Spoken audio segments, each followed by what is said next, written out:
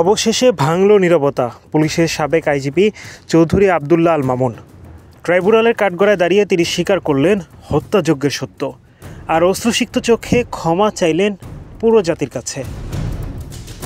৩৬ বছরের পুলিশি জীবনে নিজেকে মানবিক দাবি করা এই মানুষটি আজ দাঁড়িয়ে আছেন রাজসাক্ষীর আসনে।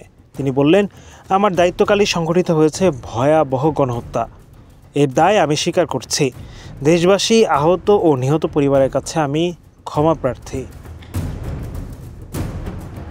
চোখের জলে কাঁপছিল তার কণ্ঠ। বললেন, স্বরাষ্ট্রমন্ত্রী আসাদুজ্জামান খান কামাল সহ শীর্ষ মহলের নির্দেশে এই হত্যাযজ্ঞ চালানো হয়েছিল। ৫ আগস্টের রক্তাক্ত দিনটির পিছনে ছিল পরিকল্পিত বৈঠক, যেখানে উপস্থিত ছিলেন ৩ বাহিনীর প্রধান, গোয়েন্দা সংস্থার কর্তা এবং রাজনৈতিক শীর্ষ নেতারা। ৪ আগস্ট রাতে গণভবনে বসেছিল সেই বৈঠক।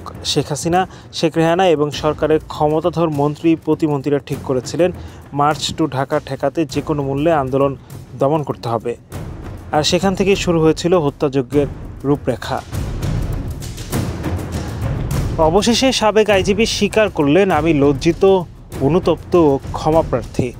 আমার সাক্ষীর মাধ্যমে যদি সত্য উদ্ঘাটিত হয়, তবে হয়তো জীবনের শেষ ভাগে অপরাধবোধ থেকে কিছুটা হলেও মুক্তি পাব।